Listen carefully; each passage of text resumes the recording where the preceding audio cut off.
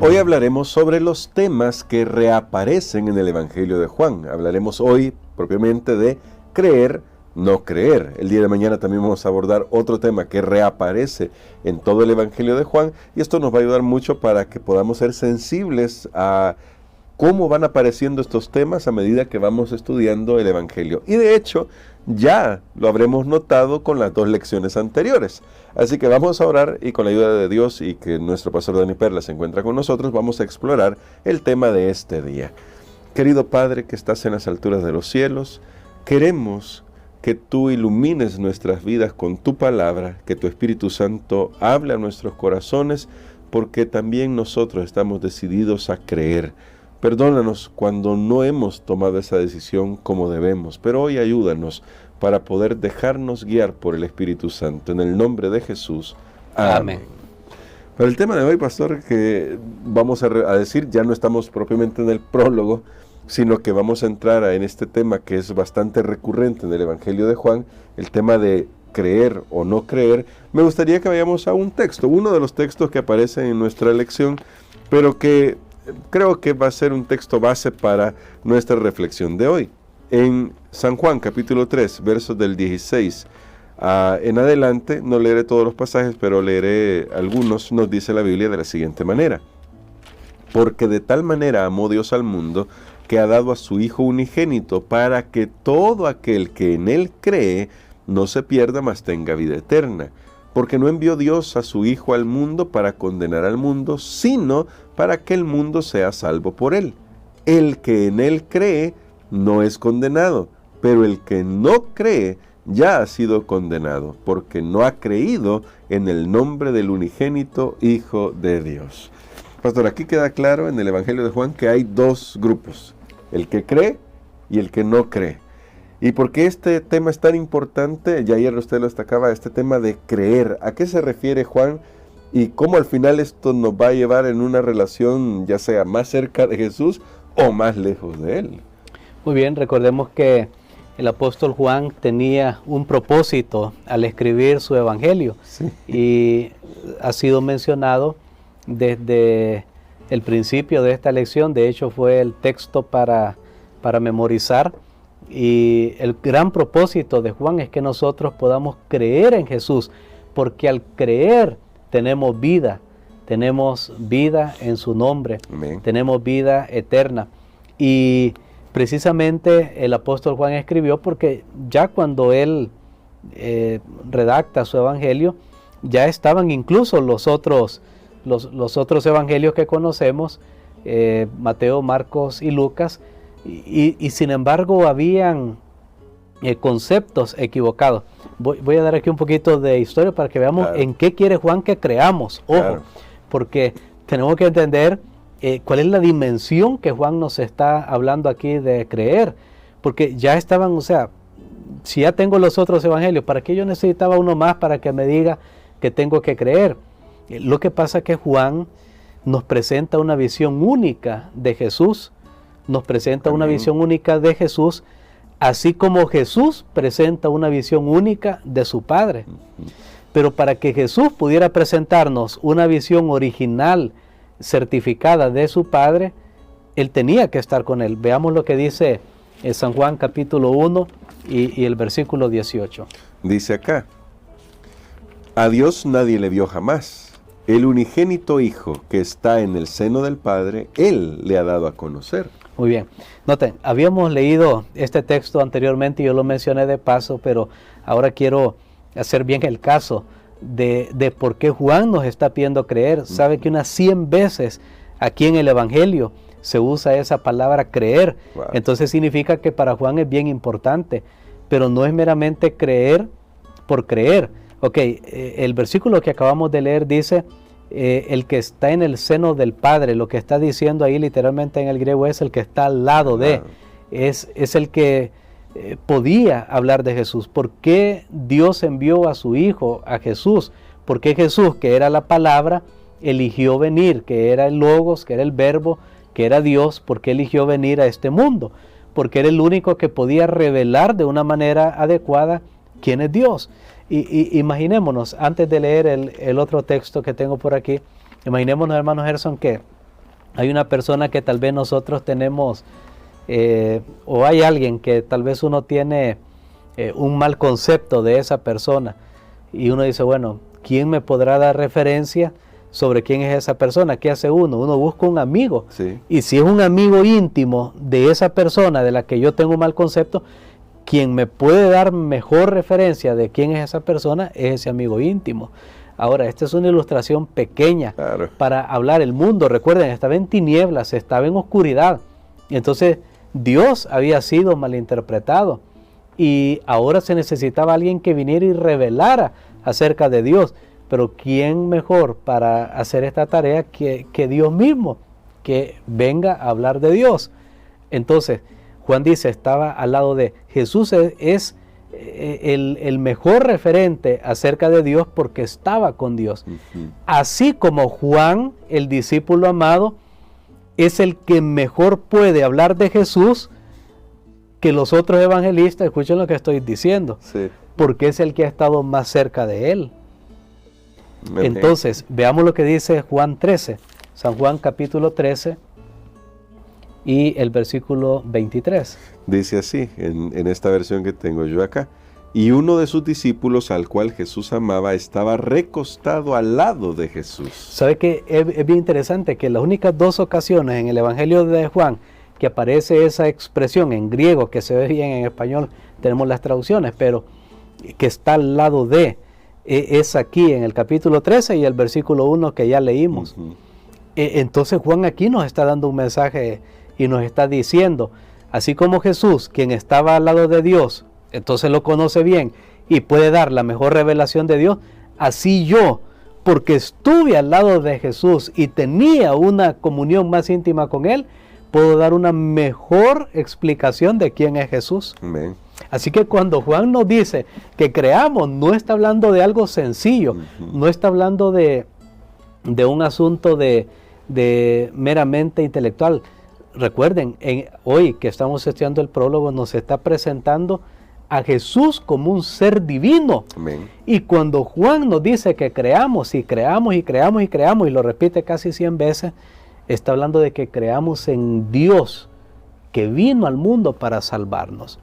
En ese ser que vimos en el mundo, dice Juan, sí se hizo hombre, habitó entre nosotros. Él llegó a ser, y esto es algo bien interesante, creo que no había pensado tocarlo, pero tenemos que regresar al versículo 14, porque todo esto está poniendo la base de en qué tengo que creer. Claro. En qué tengo que creer. Veamos lo que dice el versículo 14. Dice, y aquel verbo fue hecho carne y habitó entre nosotros y vimos su gloria, gloria como del unigénito del Padre, lleno de gracia y de verdad. Muy bien. Noten lo que dice, y aquel verbo se hizo carne. Ujú. O sea, esa palabra hizo ya la ha mencionado Juan en el capítulo 1, cuando él habló que todas las cosas por medio de él fueron hechas. Sí. Cuando dijo que Jesús hizo todas las cosas, pero ahora en el versículo 14 dice que Jesús se hizo hombre. Noten, se hizo hombre y dice, y habitó entre nosotros.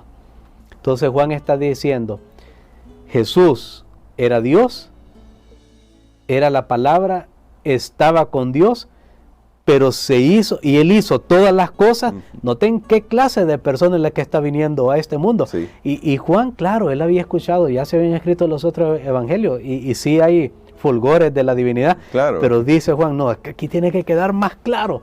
Aquí tenemos que enfatizar quién es ese que vino a esta tierra. Yo estuve cerca de él y yo puedo dar testimonio.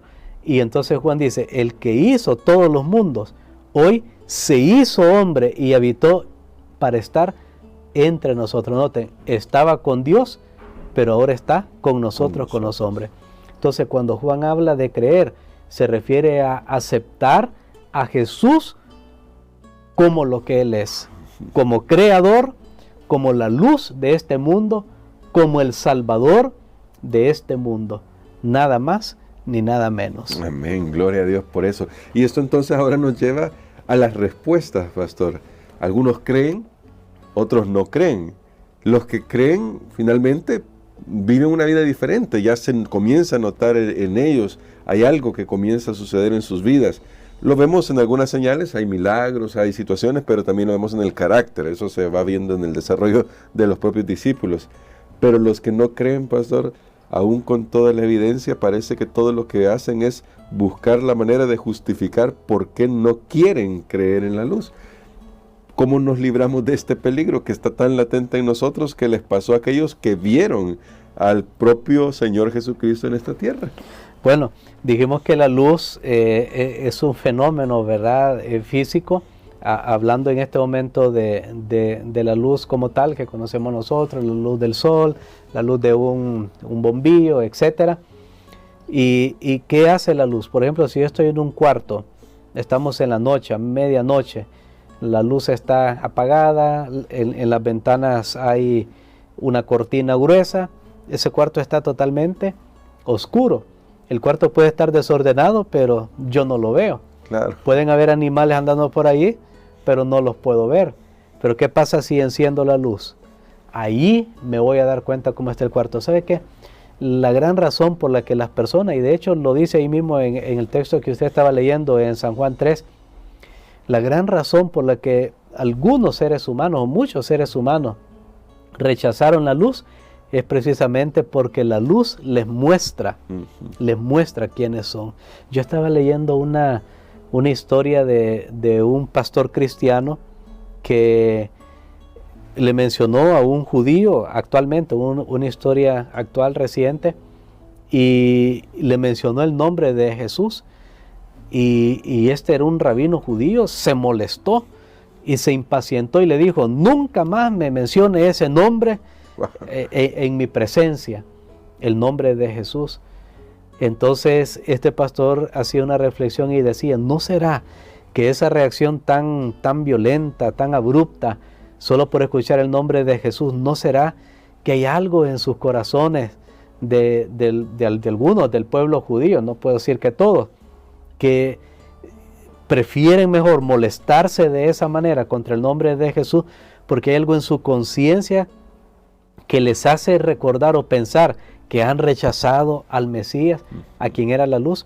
Miren, la luz es tan potente y ha venido, pero lastimosamente lo dice Jesús mismo: muchos no quieren venir a la luz para que no se vean sus obras, porque la luz contrasta. Muchos creen que lo que están viviendo, que lo que están siguiendo es bien, que son unos grandes listos en este mundo, pero cuando la luz viene, les contrasta. Entonces, algunos lastimosamente, instigados por el príncipe de las tinieblas y dando ellos su visto bueno, porque Pablo lo dice: el Dios de este siglo cegó el entendimiento. Entonces, algunos pues se aferran todavía más a la oscuridad porque les conviene y no desean venir a la luz. Sin embargo, ya dijimos que la luz es más poderosa que las tinieblas, y la luz vence las tinieblas no pueden vencer a la luz. Pero hacíamos todavía la pregunta que está en el aire: pero entonces, ¿habrá un cambio si nosotros aceptamos esa luz? Por supuesto que sí. Y sabe que hay una tensión entre el versículo 12 y 13, que ya lo mencioné ayer, pero no lo relacioné con esa tensión que hay entre las obras y la fe. Veámoslo ahí en el versículo 12 y 13. Vamos a leer Juan 1, 12 y 13 nuevamente. Dice: mas a todos los que le recibieron, a los que creen en su nombre, les dio potestad de ser hechos hijos de Dios, los cuales no son engendrados de sangre, ni de voluntad de carne, ni de voluntad de varón, sino de Dios. Ok, notemos que ahí dice: a los que lo recibieron, a quienes creen. Y pareciera que es como un asunto del ser humano. Bueno, entonces yo me voy a salvar porque yo creí, o sea, yo tomé la decisión de creer, y se ve esa fe como meritoria. Sin embargo, el versículo 13 bota absolutamente esa idea, porque termina diciendo: sino de Dios. Porque dice: no, esto no es por voluntad de carne, de varón, no de sangre, sino que este es un nacimiento espiritual, lo que Jesús le explicaba a Nicodemo en San Juan 3, sino de Dios. Al final es una obra de Dios. Amén. Pero cuando esa obra de Dios se acepta y se cree, o sea, yo creo porque yo le doy mi consentimiento y mi permiso, pero quien hace la obra es Dios. Amén. En ese creer solo consiste en como decirle sí, Señor, es decirle sí a Cristo, entra, encárgate, pero yo tengo que darle mi consentimiento. O sea, es abrir la puerta. Es como que yo tengo un problema en la casa, una tubería se rompió, yo no puedo repararla, pero entonces viene el fontanero, quien sí puede reparar. ¿Qué hago yo? Yo le abro la puerta porque desde afuera no puede repararla. Entonces yo le abro, él entra y hace todo lo que tiene que hacer.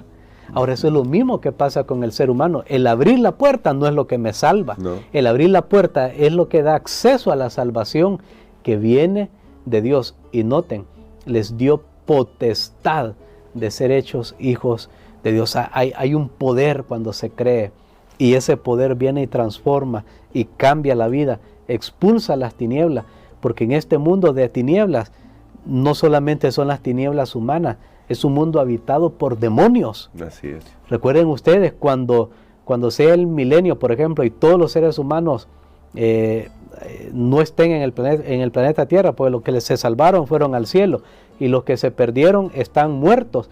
¿Quién va a quedar aquí? Satanás y sus ángeles malos. Este mundo, mis amigos, abramos los ojos, es un mundo habitado por demonios. Así y si es. nosotros no estuviéramos aquí, pues ahí están los demonios, quedan. Y ellos son los que entran a los seres humanos también, que le dan permiso, así como le podemos dar permiso a Jesús para que entre y quite las tinieblas, así le podemos dar permiso al demonio para que entre y ponga más tinieblas en nuestra vida. Y por eso muchos les es difícil creer. Por eso en el ministerio de Jesús hubo aún personas endemoniadas que ni siquiera podían pronunciar el nombre de él, pero allá en el fondo, esa luz verdadera que alumbra a todo hombre que viene a este mundo, llegó allí y Jesús vio esa lucecita de luciérnaga allá dentro del corazón diciendo, auxilio, sálvame. Y qué bueno que Jesús siempre está dispuesto a escuchar. Por eso creer es tan importante. De eso se trata creer en una persona divina. No creer en cualquier Jesús. No me vaya a decir que Jesús es un mero hombre o creado en la eternidad. No, Él es Dios. Yo tengo que creer en esos términos que dice el apóstol Juan. Él es Dios. Y no es un creer meramente intelectual. Yo voy a una iglesia y digo, sí, yo creo. Porque yo finalizo mi sección diciendo esto. La Biblia dice, aún los demonios creen y tiemblan. Y si ellos creen y tiemblan, pero están perdidos, ¿qué de aquellos que creen y ni siquiera tiemblan? Y por eso, pastor, quisiera que orara por nosotros, para que hoy tomemos la decisión de decirle al Señor, creo, y le abramos la puerta del corazón. Amén. Padre, gracias te damos, Señor, por la revelación maravillosa que tú has dejado en tu palabra a través de tu siervo, el apóstol Juan. Gracias por la visión única, completa que nos da de Jesucristo, ese ser divino que vino a esta tierra y habitó entre nosotros. Padre, ayúdanos a creer en el nombre, el único que puede salvar. Ahora entendemos por qué no hay otro nombre bajo el cielo dado a los hombres en que podamos ser salvos, sino solamente en el nombre de Jesús. Expulsa las tinieblas, expulsa los demonios, Señor, de toda vida que todavía no te ha conocido, y aquellos que te hemos conocido y todavía hay reminiscencias de la oscuridad, expúlsala, Señor. Queremos ver, tenemos mucha luz, queremos aprovechar esa luz en el nombre de Jesús. Amén.